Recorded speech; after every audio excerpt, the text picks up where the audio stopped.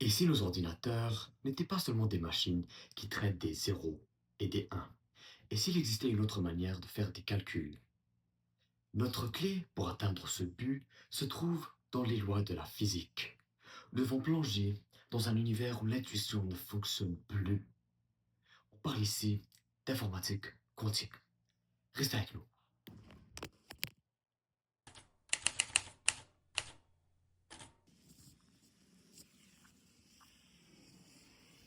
Commençons par la base, le qubit. Le qubit est la base de notre ordinateur quantique, puisque comme les ordinateurs classiques avec leur bit, c'est ce qui permet d'effectuer le calcul. Il a plusieurs propriétés, comme la superposition, que nous allons aborder au début, qui le permet d'être aussi puissant qu'on le décrit. La superposition, elle permet à ne pas valoir un truc précis. C'est comme une probabilité. Ne pas valoir 0 ni 1, valoir quelque chose entre les deux. Valoir quelque chose qui est proche de 0, proche de 1, et ni les deux. Pour mieux comprendre ce qu'est la superposition et comment on sait que la superposition existe, je vous enverrai à l'expert.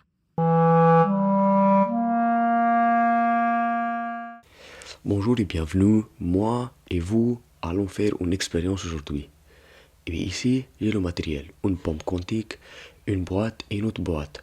La boîte rouge est une boîte couleur. Elle me dit la couleur de la pomme. La boîte bleue est une boîte texture. Elle me dit la texture de la pomme. Dans la première expérience, j'ai lancé une pomme dans la boîte couleur. Elle est sortie verte. Je l'ai relancée pour m'assurer qu'elle est verte. Elle est ressortie verte. Ensuite, dans la deuxième expérience, j'ai lancé la même pomme dans une autre boîte couleur. Elle est sortie verte. N'oublions pas ce qui s'est passé tantôt. J'ai lancé dans une boîte texture. Elle a perdu sa couleur, mais elle est douce. Je vous le confirme. Je l'ai relancée dans une boîte couleur et elle est devenue rouge. Qu'est-ce qui s'est passé? Vous verrez tantôt. La pomme a perdu sa couleur. Anyways, allons au bidule. Karam va mieux l'expliquer tantôt, mais regardons ce qui se passe. En lançant une pomme initialement verte dans le bédoule, elle ressort verte aussi. Parlons des résultats des expériences. Lors des deux premières expériences, nous avons obtenu le résultat: tu ne peux connaître la couleur et la texture de la pomme en même temps. Soit tu connais sa couleur, soit tu connais sa texture. Tu ne peux connaître les deux en même temps. La troisième expérience vient contredire les deux premières si on pense intuitivement. Voici le schéma de la troisième expérience. Les pommes préalablement mesurées vertes dans une boîte couleur sont introduites dans un bidule. Le bidule est composé d'une boîte texture qui a une sortie douce et une sortie rugueuse. La sortie douce est pour les pommes mesurées douces et la sortie rugueuse pour les pommes mesurées rugueuses. Il y a aussi des trampolines qui ne font que relier la trajectoire des pommes ou des deux chemins, si vous voulez. À la sortie, nous avons une autre boîte couleur qui remesure la couleur des pommes. La pomme est mesurée verte lors de la première boîte et elle est remesurée verte avec la deuxième boîte couleur. Qu'est-ce qui s'est passé à l'intérieur du bidule? Est-ce que la pomme est passée par le chemin doux? Non, puisque on saurait qu'elle est douce et verte. Est-ce qu'elle est passée par le chemin rugueux? Non plus, puisqu'on saurait qu'elle est rugueuse et verte. Elle n'est pas passée par les deux chemins en même temps, puisqu'on peut juste mettre des radars et savoir que c'est soit à une pomme, soit à aucune pomme. Et elle n'est pas passée par aucun chemin non plus, puisqu'elle est ressortie à la fin. Alors, qu'est-ce qui s'est passé?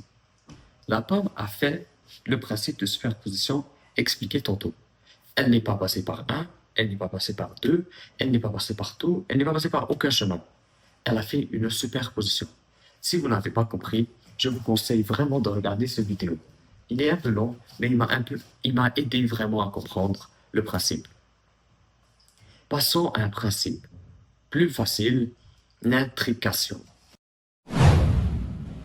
Regarde ce dé et celui plus loin. Ils sont très normaux, non? On verra. Essayons de le lancer. Il roule et finit sur le 3. Sans toucher à rien, le deuxième affiche le 3 aussi. Ces dés représentent des qubits et ils viennent de représenter le principe d'intrication. Cette caractéristique des qubits leur permet de s'échanger les informations comme si en faisant du travail d'équipe. Et ceci les permet d'effectuer des calculs extrêmement complexes, impossibles à faire autrement. On a beaucoup parlé de leurs composantes et les caractéristiques de leurs composantes, mais à quoi ressemblent ces machines en réalité? Comme vous pouvez le voir, c'est bien loin des laptops d'aujourd'hui, et ils ressemblent plus à des installations de laboratoire. Et de certaines manières, ils le sont vraiment. Juste pour qu'ils fonctionnent normalement, leur température doit être près du zéro absolu, soit moins 273 degrés Celsius, et ils doivent être dans un espace où la pression est inexistante, une chambre à vide. Petit astérix, ces conditions sont exactement les mêmes que ceux de l'espace.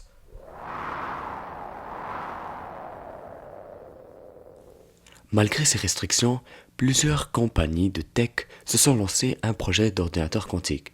Parmi eux est Google. Voici ce qu'ils nous disent sur l'ordinateur quantique Willow. Premièrement, Willow a un total de 105 qubits qui sont faits à base de circuits supraconducteurs. Ces circuits fonctionnent à des températures très basses. Ceci permet d'éviter toute perturbation et faire fonctionner les supraconducteurs, un matériau qui après une certaine température offre aucune résistance électrique. Willow utilise des qubits physiques regroupés en qubits logiques, un assemblement plus stable et capable de corriger ces erreurs. Ce qui est important à retenir, c'est que Google a passé sous le seuil critique de correction d'erreurs, un pas immense vers une machine utilisable. Un autre géant du tech, Microsoft, s'est lancé dans l'informatique quantique, et leur produit est la puce Majorana 1. À base de qubits topologiques, Majorana est censé être plus stable, mais jusqu'à présent, ce n'est que des prototypes. IBM, quant à eux, développe des modèles comme Condor avec 1124 qubits, ce qui écrase les 105 de Google. Mais les informations dessus sont limitées, alors la présentation serait impossible.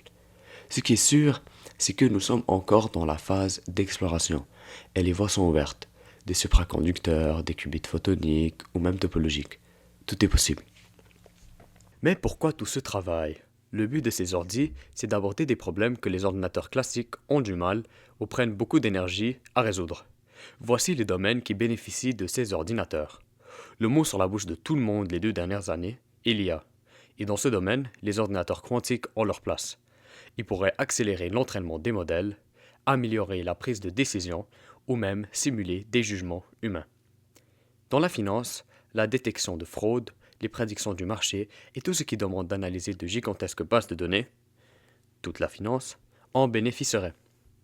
En santé, la simulation de molécules pour les nouveaux médicaments qui prend des semaines pourrait se faire en heures. Il peut simuler des prédictions de climat comme jamais vu auparavant en prenant en compte des millions de variables.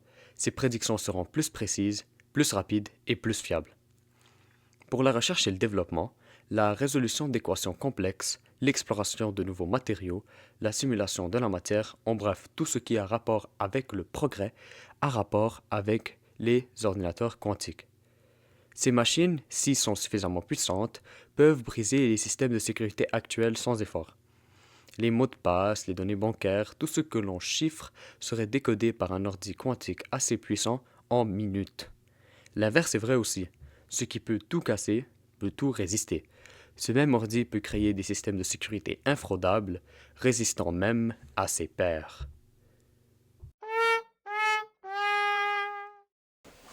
Jusqu'à présent, on était vraiment optimiste avec cette technologie. Mais maintenant, nous allons la regarder plus réalistiquement. Nous allons regarder les enjeux qui viennent avec et les limites physiques de la technologie. Premièrement, parlons de ces enjeux éthiques. Avec du grand pouvoir viennent beaucoup de responsabilités. Et si seulement un petit groupe de personnes aujourd'hui a accès à cette technologie, ils peuvent briser les secrets de tous les autres. Les mots de passe, les données médicales, les échanges bancaires, tout est devenu vulnérable. D'où l'urgence de mettre en place des réglementations et des systèmes de chiffrement post-quantique. Un autre problème, l'accès inégal à la technologie. Ces machines coûtent une fortune à construire et une autre à maintenir. il y a un risque de créer une fracture entre les pays et les entreprises qui peuvent investir et tous les autres. Il y a aussi une question de responsabilité. Si un algorithme quantique fait une décision erronée, qui est responsable? L'ingénieur qui l'a construit, le propriétaire de la machine, le fabricant étant la compagnie, ou la machine elle-même. Enfin, il y a les applications militaires. Une machine quantique peut servir à modéliser des armes encore plus puissantes et encore plus performantes que ceux d'aujourd'hui, à décrypter des communications ou à automatiser des décisions critiques. Voulons-nous vraiment aller dans cette direction sans débat? On parle de cette technologie comme si elle est avec nous aujourd'hui, et la réalité, c'est qu'elle ne l'est pas. Il y a trois problèmes principaux qui la rendent inutilisable aujourd'hui. Le premier est la décohérence. Un qubit peut juste perdre son état quantique avec n'importe quelle perturbation minime, que ce soit un photon perdu ou que ce soit une vibration. N'importe quelle petite perturbation va rompre son état quantique. Il y a aussi le problème d'erreur de calcul. Les qubits sont présentement instables et de ce qu'on sait, le resteront toujours. Alors, ils ne peuvent pas être fiables en tout temps. Le dernier problème est le scaling. On peut faire des ordinateurs à 100, voire même à 1000 qubits, mais pour faire un vrai changement, il en faut des millions.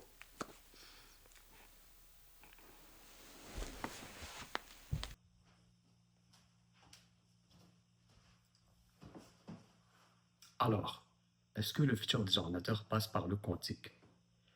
Probablement, mais on n'y est pas encore. On a les preuves physiques que c'est possible, on a des exemples prometteurs, mais il reste encore du chemin. Je voudrais vous laisser avec cette phrase.